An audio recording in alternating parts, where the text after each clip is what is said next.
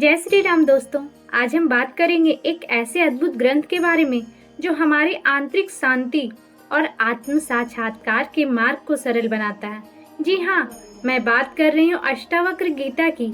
यह ग्रंथ हजारों साल पहले रचा गया था, लेकिन इसकी बातें आज भी उतनी ही प्रासंगिक हैं। क्या आपने कभी सोचा है इस भाग दौड़ भरी जिंदगी में सच्चा सुख और शांति कैसे पाई जा सकती है, या फिर अपने असली अस्तित्व को कैसे पहचाना जाए? अगर आपके मन में भी ऐसे सवाल हैं तो यह वीडियो आपके लिए है। आइए इस यात्रा की शुरुआत करते हैं। अष्टावक्र गीता हमें सिखाती है कि जो हम खुद को समझते हैं वह हमारी सच्ची पहचान नहीं है। हमारे अंदर एक अहम होता है जिसे संस्कृत में अहंकार कहा गया है। यह अहंकार हमें यह विश्वास दिलाता है कि हम केवल यह शरीर, नाम और पहचान हैं। लेकिन सच तो यह है कि यह सब भ्रम है। जब हम अपने बारे में यह सोचते हैं, मैं अमीर हूँ, मैं गरीब हूँ, मेरा यह काम है या मेरा वह काम है, तो यह सब अहंकार का खेल है। यह अहंकार हमें बांध देता है और यही बंधन हमारे दुख का कारण बनता है। अष्टावक्र गीता कहती है कि इस अहंकार से मुक्त होकर हमें अपने असली स्वरूप को पहचानना चाहिए। और वह स्वरूप क्या है, चलिए इसे अगले भाग में समझते हैं। अष्टावक्र गीता हमें यह सिखाती है कि हमारे अंदर एक दिव्यता है। इसे आत्मा कहा गया है। आत्मा वह शाश्वत और अमर तत्व है। यह आत्मा ब्रह्मांडीय चेतना यानी ब्रह्म से जुड़ी हुई है।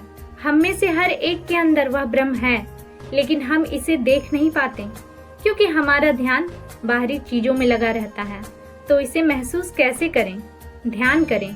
हर दिन कुछ समय चुपचाप बैठकर अपने भीतर झांकें, स्वयं से जुड़ें, अपने विचारों को पहचानें, उन्हें नियंत्रण में लाएं, प्रकृति से जुड़ें। ब्रह्म को महसूस करने का सबसे सरल तरीका प्रकृति से जुड़ना है। जब आप इसे अपनाएंगे तो आप पाएंगे कि हर चीज में एक दिव्य उपस्थिति है। तीसरा भाग, कर्म और उसका महत्व। दोस्तों, अष्टावक्र गीता हमें यह भी सिखाती है कि इस जीवन में कर्म का बहुत बड़ा महत्व है। हमारे हर कर्म का एक परिणाम होता है। इसे हम कर्म का सिद्धांत कहते हैं। इसका मतलब यह है कि आज जो कुछ भी हमारे जीवन में हो रहा है वह हमारे पिछले कर्मों का फल है, और जो हम आज करेंगे वह हमारे भविष्य का निर्माण करेगा। इसलिए हमें अपने कर्मों की जिम्मेदारी लेनी होगी। अगर आप खुश रहना चाहते हैं तो दूसरों के प्रति दयालु बने। अगर आप सफलता चाहते हैं तो मेहनत और ईमानदारी से काम करें, और अगर आप शांति चाहते हैं तो माफ करना और समझना सीखें। कर्म के इस सिद्धांत को समझकर हम अपनी जिंदगी को बेहतर बना सकते हैं। चौथा भाग, वर्तमान में जीने का महत्व। अष्टावक्र गीता का सबसे सुंदर संदेश है वर्तमान में जियो। हम में से अधिकांश लोग या तो अपने अतीत में फंसे रहते हैं या भविष्य की चिंता में। लेकिन सच तो यह है कि जीवन केवल इस पल में है। जब आप वर्तमान में पूरी तरह जीना सीख जाते हैं तो आपकी चिंताएं, भय और दुख खत्म हो जाते हैं। माइंडफुलनेस का अभ्यास करें। हर काम में पूरी तरह से मौजूद रहें। छोटी छोटी चीजों का आनंद लें, जैसे सूरज की रोशनी, पंछियों का गाना या अपने प्रियजनों के साथ समय बिताना। आभार व्यक्त करें। जो आपके पास है उसके लिए कृतज्ञ रहें। याद रखें, वर्तमान में जीना ही सच्चा आनंद है। दोस्तों, अष्टावक्र गीता केवल एक ग्रंथ नहीं है, यह हमारे जीवन का मार्गदर्शन करने वाली एक पुस्तक है। अगर हम इसके ज्ञान को अपनाएं तो हम अपने भीतर शांति और संतोष पा सकते हैं।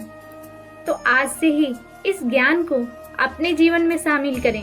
खुद से यह सवाल पूछें, क्या मैं अपने अहंकार को छोड़कर अपनी आत्मा को पहचान सकता हूँ?